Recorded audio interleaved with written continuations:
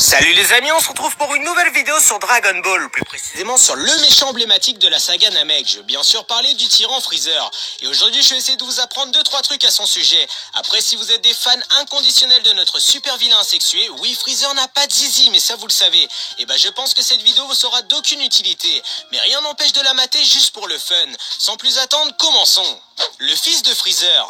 Akira Toriyama a toujours été un troller par excellence et nous l'a souvent montré dans Dragon Ball. Et quoi de mieux que de troller son propre manga. En fait, après avoir terminé Dragon Ball, Monsieur Tori Sensei a fait lui-même une parodie de son œuvre, appelée Neko Majin, racontant l'histoire d'un gros chat qui aborde le même look et les mêmes pouvoirs que Goku. Dans ce one-shot, on retrouve plusieurs ennemis de Dragon Ball, comme des Saiyajin, Boo et surtout le fils de Freezer. Et oui les amis, il a un fils du nom de Kurza, qui est un jeu de mots japonais qui explique sa tête de gland, châtaigne je veux dire. Il faut savoir que ce personnage est parodique, mais Kurza fait tout de même quelques apparitions dans Dragon Ball Heroes, qui font de lui un personnage apprécié des enfants japonais.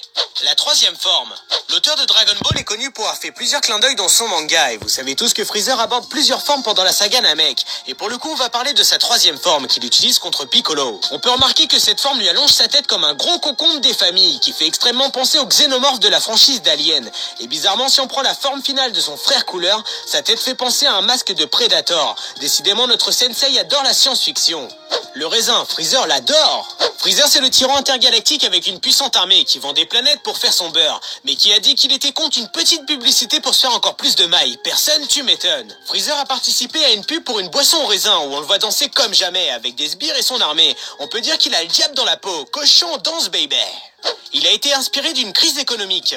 Cela peut vous paraître étrange, mais la conception de notre tyran est due à la crise du logement dans les années 80 au Japon. Cela a été confirmé par Toriyama Sensei dans une interview pour l'un des guides Dragon Ball. En fait, le Japon avait connu une crise économique où des gens achetaient des biens pour les revendre beaucoup plus cher. Et au final, l'empire de Freezer a été conçu dans le même délire. Il vole une planète, il la nettoie et la revend au plus offrant. Comme quoi le monde de tous les jours peut nous inspirer. Freezer, le super-héros? La plupart des gens connaissent Akira Toriyama grâce à Dragon Ball, mais il faut savoir que l'auteur est père de bien d'autres mangas. Et pour le coup, on va s'attarder sur un one-shot que j'ai adoré. Cashman raconte l'histoire d'un agent de police qui a la capacité de se transformer en héros masqué, dans le même délire que Gohan et son Great Saiyaman. Avec un détail près, sa transformation ressemble beaucoup à la forme finale de Freezer, surtout au niveau de la tête, sans oublier les couleurs choisies par le maître, le blanc et le violet, qui rappellent étrangement notre tyran. D'ailleurs, pour ceux qui l'ont pas lu, je le conseille fortement, comme toutes les œuvres annexes de Akira Toriyama.